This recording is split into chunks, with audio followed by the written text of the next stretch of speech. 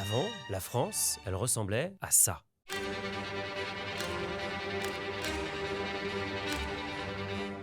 Aujourd'hui, elle ressemble à ça.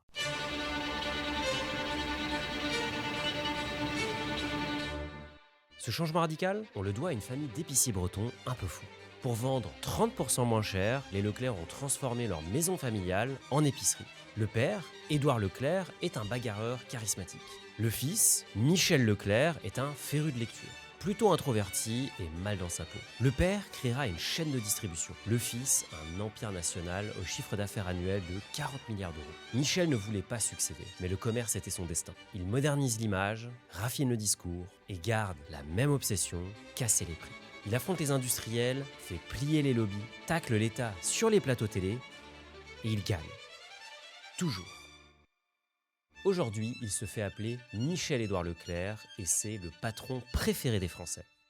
Pourtant, c'est aussi le grand patron le plus pauvre de France. Alors comment un épicier breton sulfureux et son fils tourmenté ont réussi le tour de force de transformer une épicerie en mastodonte national? Laissez-moi vous conter l'histoire fascinante et controversée de la famille Leclerc. 1926. Juste après la Première Guerre mondiale, la France se relève à peine. Les prix explosent, les produits sont rares et les tickets de rationnement traînent encore et servent même de monnaie. Et au milieu de tout ça, en Bretagne, naît un petit garçon nommé Édouard. Édouard Leclerc.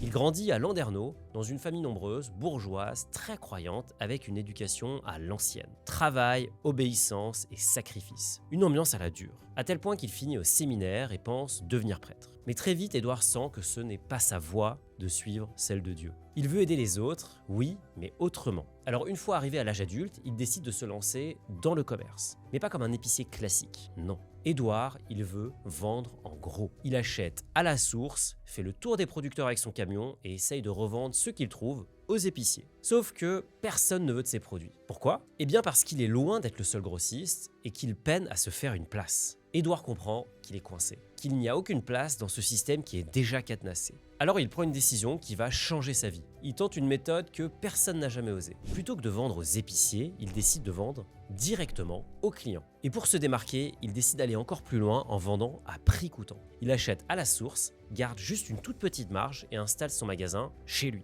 Sa cuisine devient une boutique et sa salle à manger se transforme en comptoir. Problème à l'époque, un grossiste n'a pas le droit de vendre au détail. On n'a pas le droit. C'est interdit. Il était interdit en tant que grossiste de vendre au détail. Mais Édouard trouve une faille dans le système. Pour chaque client, il va imprimer une facture.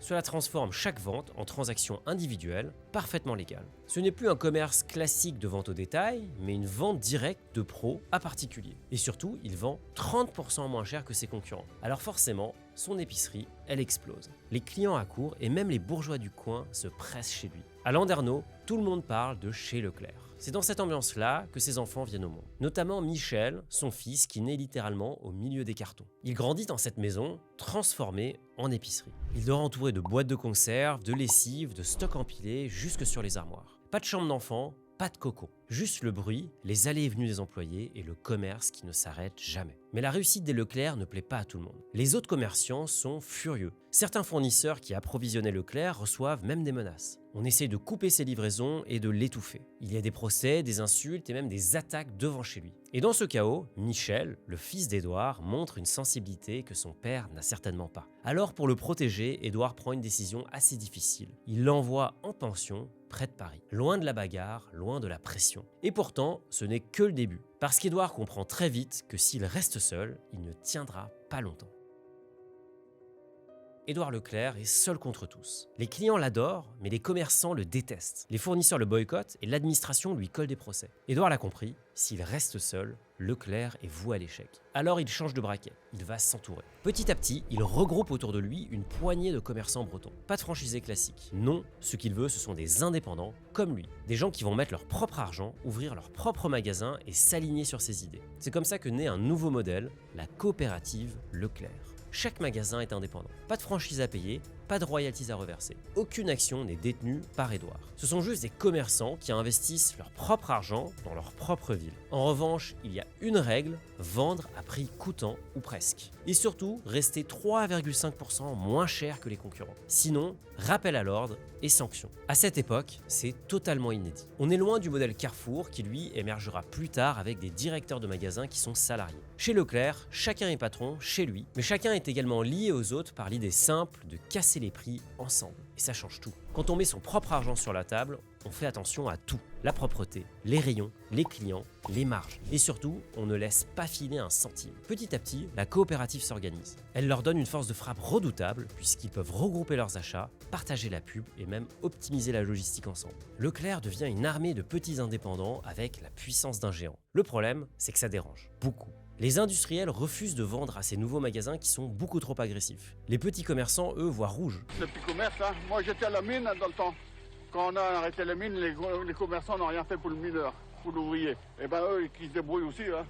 Chacun son tour. Pour eux, Leclerc, c'est une menace directe, un danger qui est mortel. À chaque ouverture, c'est le chaos. Manifestations, blocages, affrontements. Que ce soit à Rochefort ou à Valenciennes, les ouvertures de magasins Leclerc se soldent systématiquement par des blessés. Édouard est accusé de tuer le commerce local. Sur un plateau télé, il ira même jusqu'à provoquer l'un de ses anciens adversaires en lui ramenant ses 2 petites dents perdues pendant une bagarre. Mais il ne recule pas. Il soutient ses adhérents devant les tribunaux, fait du lobbying et occupe même les salles d'audience. Parfois, il envoie d'anciens militaires pour protéger l'ouverture d'un magasin Leclerc. Son discours est clair, si la violence est permise à leurs syndicats, on verra si elle nous est interdite. Et pourtant, malgré la fureur, ça fonctionne. Leclerc triple son parc, passant d'une trentaine à plus de 100 magasins en à peine 2 ans. Même d'anciens opposants finissent par demander à rejoindre la coopérative. Pour ouvrir un centre, il ne faut ni donner de l'argent, ni présenter de diplôme. Il faut simplement recevoir l'accord personnel d'Édouard. Et cet accord, il faut aller le chercher en personne à Landerneau. Le mouvement est lancé. Édouard a changé les règles du jeu, il a su fédérer et il a imposé son nom. Mais une autre histoire se prépare, car dans l'ombre de ce père charismatique, un fils sensible est en train de grandir, Michel Leclerc. Il n'a pas encore de rôle, pas encore de légitimité, mais très vite, il va chercher à prouver qu'il peut faire aussi bien, voire plus fort que son père.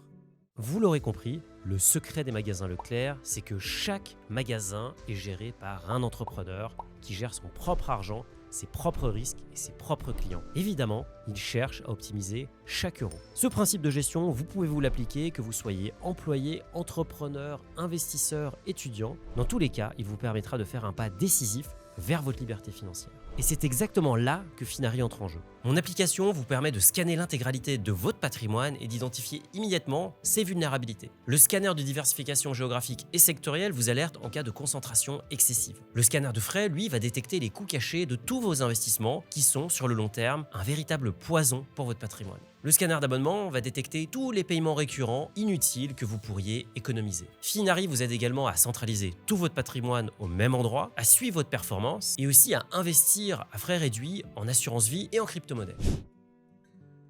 Pendant que son père mène ses combats à Landerneau, Michel, lui, construit sa vision à Paris. C'est un enfant sensible, plus discret et bien plus littéraire que son père. Il étudie la philosophie, l'économie et se passionne pour la politique. Son truc, lui, c'est les idées et les grands débats. Il hésite encore entre devenir journaliste ou militant du mouvement Leclerc. Finalement, il choisit l'action. Mais pas question d'arriver chez Leclerc comme un simple fils d'eux. Michel le sait, on ne lui fera aucun cadeau. Alors, dans les années 80, il prend une décision forte. Il s'approprie le prénom de son propre père. Michel devient Michel Édouard. Édouard Leclerc prend sa retraite et passe le relais à son fils, Michel Édouard. Son nouveau surnom, MEL, Mel, Michel Édouard Leclerc. Un geste hautement symbolique. Je prolonge ton nom, mais je ne veux pas être toi. Édouard, son père, le prend très mal. Il soupçonne son fils de vouloir lui voler son nom, son œuvre, sa vie. C'est le début d'un malentendu et d'une rivalité à peine voilée. Mais Michel Édouard, lui, s'en moque. Il a choisi son camp. Et désormais, il portera son nom comme un drapeau. Pas pour hériter, mais bien pour transformer. Le souci, c'est qu'à ce moment-là, il n'a aucune légitimité. Pas de rôle officiel et aucun pouvoir. Et son père, Édouard, est un monument, mystique, clivant, indéboulonnable. Alors Michel Édouard ne voit qu'une seule option pour exister, gagner ses propres batailles. Et son premier combat, c'est l'essence à prix coûtant. Mon combat, Je ne lâcherai pas, ce sera toujours d'être le garant des prix bas et du pouvoir d'achat. Dans les années 70, le carburant est un sujet explosif. Les prix flambent et l'importation est contrôlée par un petit cercle, l'État et les majors pétroliers. Impossible d'acheter librement, impossible de vendre à prix libre. Michel Édouard décide de tout bousculer. Il crée la Siplec, une société d'importation parallèle. Son objectif est très simple, vendre de l'essence sans marge au prix le plus bas. Le problème, c'est que c'est illégal. Pendant 6 ans, il mène une guerre des prix hors du cadre de la loi. Il subit plus de 4000 procès, mais ne lâche rien. Dans ces stations, les files d'attente s'allongent sur des kilomètres. Les automobilistes accourent, la concurrence panique. Mais derrière le soutien populaire, c'est la tempête. Les pompistes indépendants qui sont en train de perdre tous leurs clients le détestent. À cette époque, ils sont nombreux à mettre la clé sous la porte. Des milliers de stations-service disparaissent dans toute la France. Les paysages changent, les petites pompes de village sont rayées de la carte. Afin de se venger, certains vont même jusqu'à saboter les stations de Michel Édouard. Coups de pression, menaces, actes de vandalisme, tout y passe. Mais malgré ça, Michel Édouard tient bon. En 1985, la Cour de justice européenne lui donne raison. C'est la fin du monopole et les prix du carburant deviennent enfin libres. Ce combat, c'était sa façon à lui de casser les monopoles et de rendre l'essence accessible à tous au nom du pouvoir d'achat. Son deuxième combat, c'est la parapharmacie pour tous. Années 80, nouveau terrain de jeu, la santé. À l'époque, seuls les pharmaciens ont le droit de vendre certains produits, vitamines, crèmes et soins. Michel Édouard estime que la vente de ces produits doit être accessible à tous. J'ai la tête un peu comme une parabole. Vous n'auriez pas du paracétamol par hasard? Ah, apparemment, je n'ai pas le droit d'en vendre. Il tente alors de les acheter au laboratoire, qui refuse sous la pression de l'ordre des pharmaciens. Alors il passe par des circuits parallèles, souvent situés à l'étranger. En 1984, dans son hypermarché de Damary-Lélis, il ouvre le premier rayon de parapharmacie de France. Shampoing, compléments alimentaires, dentifrice à prix cassé. La profession crie au scandale. Mais les clients, encore une fois, ils adorent. Une nouvelle fois, l'État est obligé de céder et le monopole tombe. Michel Édouard vient tout simplement de démocratiser l'accès à la santé de base. Et il ne s'arrête pas là. Encore aujourd'hui, Mel pousse pour vendre aussi des médicaments sans ordonnance directement dans ses magasins, notamment le paracétamol ou l'aspirine. Le sujet n'est toujours pas tranché, mais on peut compter sur Mel pour ne rien lâcher. Son troisième combat, ce sont les livres à prix cassé. Début des années 80, Jack Lang fait voter une loi. Désormais, les éditeurs fixent les prix des livres. Les commerçants n'ont pas le droit d'accorder plus de 5% de remise. Officiellement, ce changement a deux objectifs, protéger les librairies indépendantes et la diversité culturelle. Mais Michel Édouard, lui, y voit surtout une entrave au pouvoir d'achat. Il décide de faire autrement. Dans ses magasins, il affiche jusqu'à 20% de remise et pour provoquer encore plus, il indique les deux prix, celui de l'éditeur et le sien. Sauf que c'est totalement illégal. La réaction est immédiate, les éditeurs menacent de le boycotter. Des procès tombent les uns après les autres. Et surtout, l'État le menace, 1000 € d'amende par livre vendu, au-delà de la remise autorisée. Mais comme souvent, Michel Édouard ne lâche rien. Quelques années plus tard, il retourne la situation à son avantage avec un nouveau coup de génie. Il crée les espaces culturels Leclerc. Ce sont de vraies librairies intégrées à ces magasins qui respectent désormais la loi tout en offrant un maximum de choix et la remise autorisée à la virgule près. Aujourd'hui, Leclerc est devenu le 3e libraire de France, derrière Amazon et la Fnac. Et surtout, il a permis à des centaines de petites villes rurales d'accéder à une offre culturelle digne de ce nom. Mais comment Mel fait-il tout ça? Comment arrive-t-il à faire plier l'État, les lobbies, les géants de l'édition et de la pharmacie? Eh bien c'est très simple, c'est grâce à sa communication. La communication, c'est son arme secrète. Car oui, en plus d'être un grand stratège, Mel est un excellent communicant. Il truste les plateaux télé, répond aux attaques et son ton très direct, voire familier, plaît beaucoup. Il a aussi su inventer des slogans très simples, pourquoi payer plus cher? Il transforme chaque combat en campagne publicitaire. Il attaque les monopoles en parlant au nom des Français. Mel a su s'imposer comme le porte-voix du pouvoir d'achat. Il ira même jusqu'à lancer en 2007 le site Qui est le moins cher? Un comparateur qui affiche noir sur blanc que Leclerc est moins cher qu'un Carrefour, qu'un Intermarché ou encore qu'un Auchan. De nouveau, il fait scandale. Les concurrents l'attaquent aussitôt pour publicité comparative trop agressive. Mais Leclerc assume, il maintient et encore aujourd'hui, le site existe. On peut toujours y comparer les prix, panier par panier. Et Leclerc continue d'y jouer la transparence à sa façon. Le scandale médiatique n'y change rien. 15 ans plus tard, le thermomètre des prix tourne toujours. Chaque consommateur peut encore vérifier en 2025 où l'addition est la plus basse. Mais derrière les victoires, une tension s'installe. Michel Édouard devient une figure incontournable, mais également de plus en plus critiqué. Le mouvement, parti d'une petite épicerie en Bretagne, est maintenant devenu un véritable mastodonte. Et peut-on réellement prétendre lutter contre les puissants, contre les monopoles et contre le système si on finit par devenir soi-même ce système? Vous allez voir que derrière l'image du héros du pouvoir d'achat se cache peut-être l'un des systèmes les plus puissants et les plus redoutés de la grande distribution française.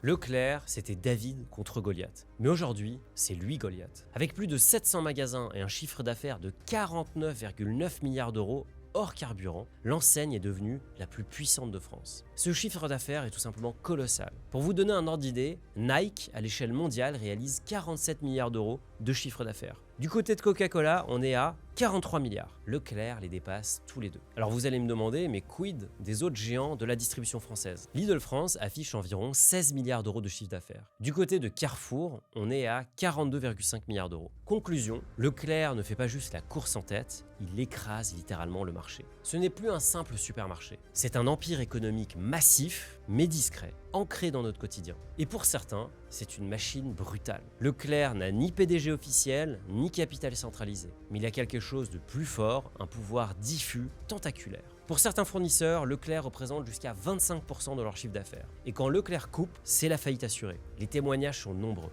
Les commerciaux de ces fournisseurs racontent des rendez-vous humiliants, des heures d'attente, des entretiens brutaux, parfois même jusqu'aux larmes. Vous êtes là pour baisser vos prix, sinon la porte est là. Et ce n'est pas tout. Pour signer avec Leclerc, les industriels doivent payer des services obligatoires, études, données, positionnement en rayon. Le problème, ces services, souvent jugés inutiles, sont facturés depuis Bruxelles via une centrale soupçonnée d'avoir été placée là pour des raisons d'optimisation fiscale. Coût estimé de l'opération, jusqu'à 1,5% du chiffre d'affaires du fournisseur. En 20 ans, Bercy a assigné Leclerc 7 fois. En 2019, l'enseigne prend 117 millions d'euros d'amende pour pratiques abusives. Michel-Édouard, lui, s'en défend. Nous, on va chercher les prix les plus bas, c'est tout. Mais il y a 2 ans, en pleine crise agricole, les critiques explosent. Leclerc est accusé d'étrangler les producteurs et d'organiser le contournement de la loi. Même Emmanuel Macron vise directement l'enseigne. Certains organisent le contournement de la loi française. Leclerc casse les prix, Leclerc fait plier les filières, Leclerc impose ses règles jusque dans les ministères. Mais il y a une chose qu'on oublie souvent. Derrière toute cette puissance, derrière cet empire colossal, se cache un paradoxe. Il n'y a ni milliardaire, ni holding, ni yacht. Juste un homme, un nom qu'il a fini par vendre. Car Michel-Édouard Leclerc, le patron préféré des Français, ne possède ni les magasins, ni les murs, ni même la marque Leclerc. En réalité, son nom, il l'a vendu au mouvement en 2003 pour l'équivalent de 120 millions d'euros. Et malgré l'immensité de l'empire Leclerc, Michel-Édouard gagnerait seulement quelques centaines de milliers d'euros par an. Toujours dans la transparence, il déclare payer 270 000 euros d'impôt sur le revenu ainsi que 39 000 euros d'impôt sur la fortune immobilière. Je ne suis pas actionnaire, je suis richement rémunéré, je paye l'impôt sur la fortune depuis 4 ans, ça va très bien pour moi. À côté des fortunes colossales des Mullier, la famille puissante et discrète à la tête d'un empire tentaculaire, Auchan, Decathlon, Kiabi, Leroy Merlin, Boulanger, Flunch, Saint-Maclou, ou encore des familles fondatrices de Carrefour, la sienne paraît presque modeste. Son rôle, ce n'est pas celui d'un patron classique. Il incarne, il influence, il oriente, mais il ne possède rien. Il vit en Bretagne, dans son manoir. Aujourd'hui encore, à plus de 70 ans, il ne parle ni de retraite, ni de succession. 2 de ses enfants sont déjà dans le mouvement. Mais c'est sa fille qui semble la mieux placée pour reprendre le flambeau. Alors comment expliquer un tel succès? Et surtout, qu'est-ce que vous pouvez en retenir pour votre projet, votre combat, votre entreprise? Parce qu'au fond, l'histoire des Leclerc, c'est pas juste l'histoire d'un supermarché. C'est un concentré de principes qui peuvent tous nous inspirer dans notre vie et dans nos projets. La première clé, c'est incarner une cause juste, pas juste une offre. Chez Leclerc, on ne vend pas seulement du riz et du dentifrice, on se bat contre les abus, contre les monopoles, contre les marges cachées. Dès le départ, Édouard Leclerc a assumé une posture clivante, vendre à prix coûtant, quitte à se mettre à dos les grandes enseignes, les industriels et les politiques. Et son fils Michel-Édouard a repris ce flambeau en le médiatisant et en faisant sa cause. Ce que vous pouvez faire, c'est choisir votre cause. Trouvez une injustice, une absurdité, un système que vous voulez transformer. Et alignez toute votre offre autour de ce combat. Les gens ne suivent pas une entreprise, ils suivent un combat dans lequel ils se reconnaissent. La seconde clé, c'est de maîtriser son récit. Michel-Édouard, c'est un as de la com. Il parle simple, il parle vrai et surtout, il met en scène ses combats. Quand il décide de vendre l'essence sans marge, il ne le fait pas discrètement, il en parle partout.